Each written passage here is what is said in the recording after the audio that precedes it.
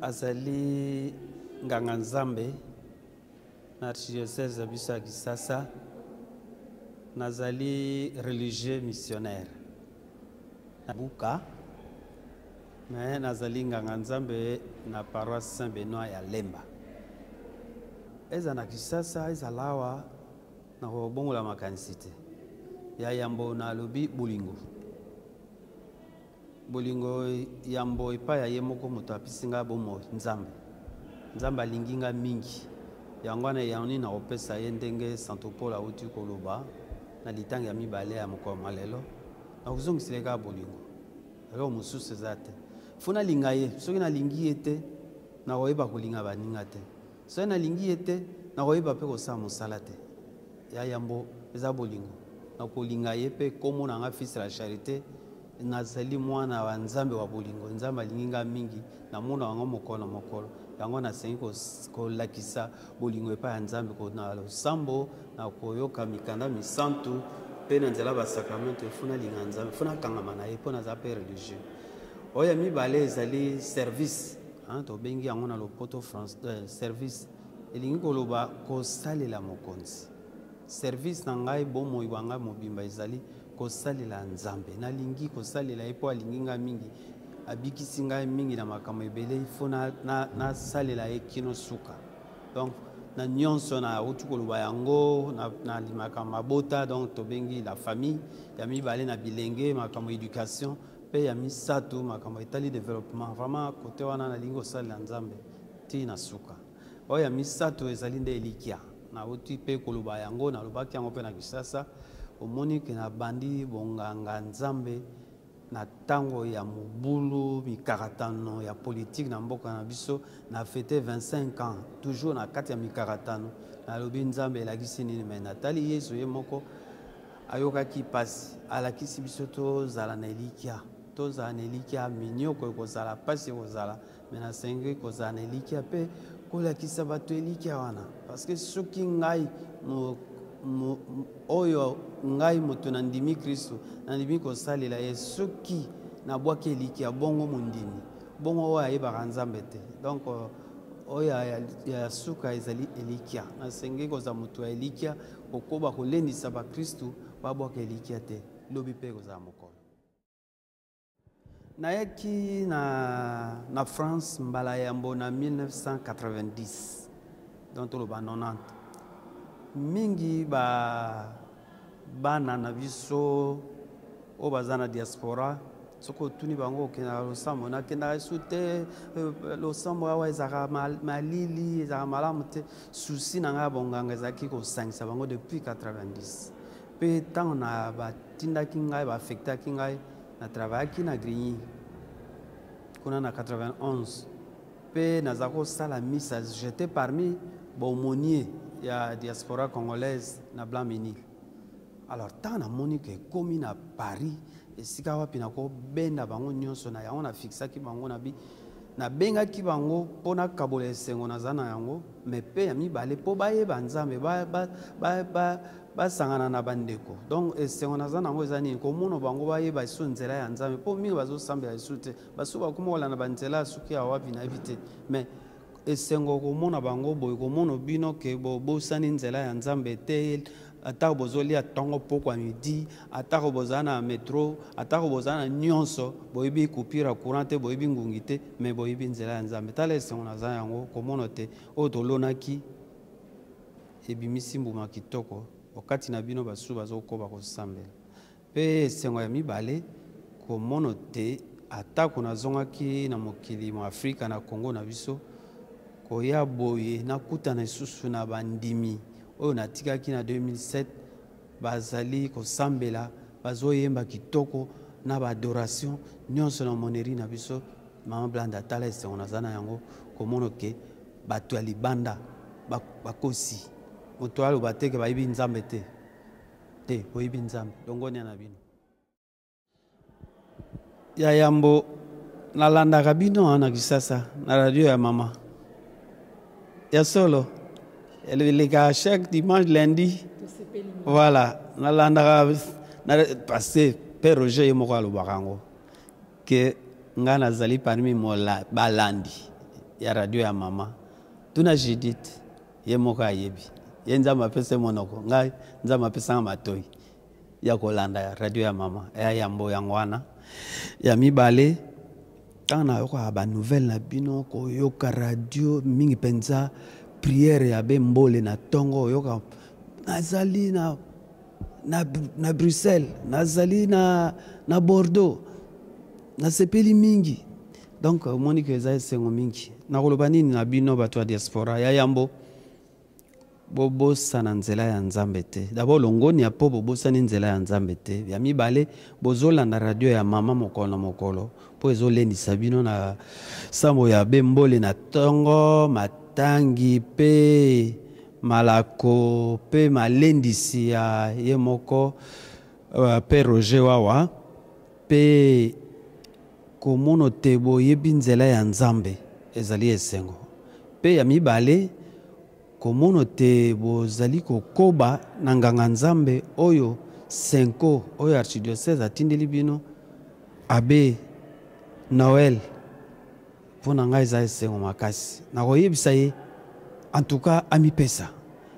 nayokaki oyo asalaki na mboka Londres nabi awa azonga nsima te bandimi baza ebele atondisa bango kino mokolo bakoyebisa ye asala bamisa mibale ekozala esengo mingi abe Noël kozonga nsima te koba mosala mwa yo ndenge nga moko nayembaka tata wa milimo koba mosala mwa yo tata wa milimo kende te na suka tata wa milimo moponami wa Yesu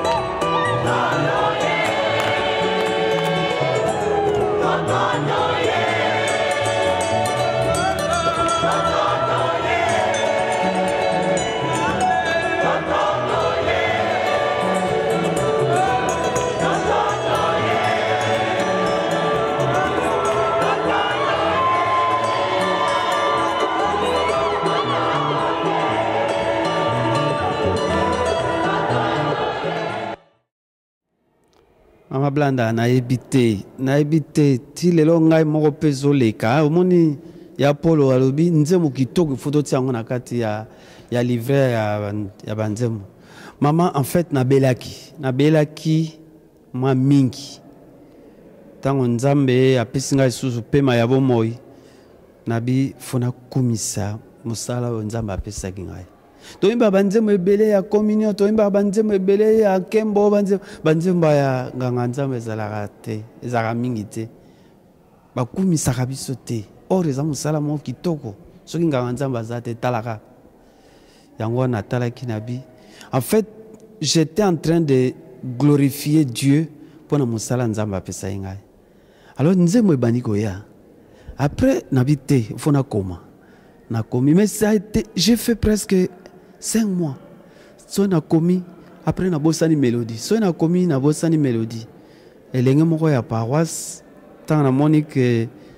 ngonga ekomi kobele mepo ya mibutu komi bali na mitando ya bonganga. Mokolo moko na bengie mwana biso Benita Benedict Imbai ya Saint Benoît ya Choral Bosawa. Na bengie na bi mama yoka nanu makambo na yembi atali ngai na yembi lisusu ayebisi ngai abi yemba nzoka nde aza ko enregistrer yango